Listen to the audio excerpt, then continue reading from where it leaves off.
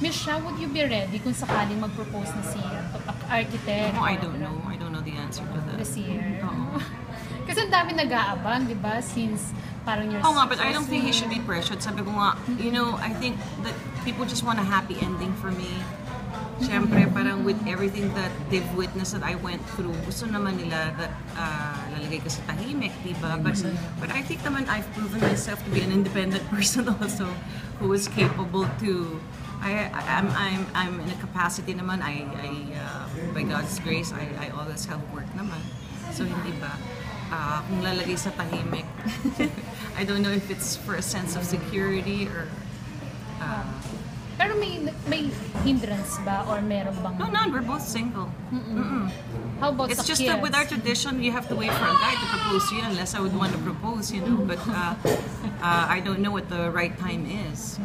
Pero sa mga kids, okay naman kung sakaling tanggap naman na nila na... Oh yeah, oh, they're very happy for me kasi they know, syempre alam nila kung anong pinanggalingan ko. Actually si King, sabi niya, thank you Tito Conrad because nung pinapanood nila, nakapajama ko, that was my mama before. You met her. She was just depressed and moping around the house. Hirap na hirap siya na ilabas ako sa bahay. Kasi as it is now, like Conrad asked me, so what did you do today? Sabi ko, nothing, I was just home. Homebody kasi ako eh. Kung yung workout ko nga yung double workout, kung magagawa ko sa bahay yun, ginagawa ko sa bahay. Like, ang schedule ko twice a week sa gym, dun lang ako lalabas. Tapos ngayon may press con, dun lang ako lalabas. Hindi ako talaga mahilig lumabas.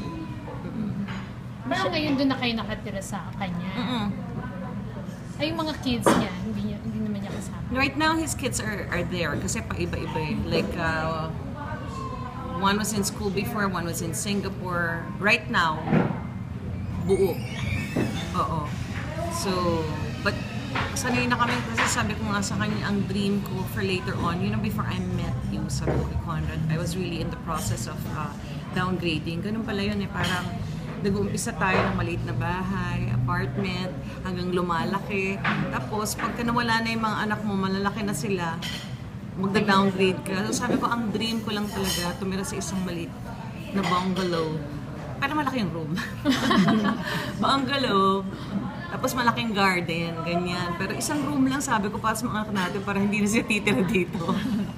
Parang, di ba, kung may emergency lang, sabi ko ganyan. But like, ganun, para maging independent din sila. Siyempre, you have to teach them a lot of values also.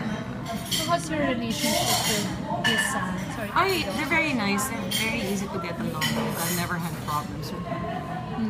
Kahit nag-banding din kayo. Sometimes, yeah. Oo. Like, din sa Coron, one son of his who came from Singapore, but the other one kasi kauwi pa lang eh, from France. And he had friends from the US coming over, so he couldn't make it. But we have dinners also. Ganyan. And Christmas Eve, sa Marina kami. Kasama ng mga anak niya. Ako, nag-post ako ng photo. Sa Marina yun. Nakita mo? Oo. Speaking of So, social pag ganun kami. Oo. okay lang sa kanya yung, kasi non-showbiz siya, pero okay lang po ba sa kanya yung attention na gano'n? Kasi I think he's not used to it, but maybe by now, you know, 10 months na, he's getting used to it na. But sometimes he forgets who I really am. Yung parang nagugulat pa rin siya, nasa starstruck siya.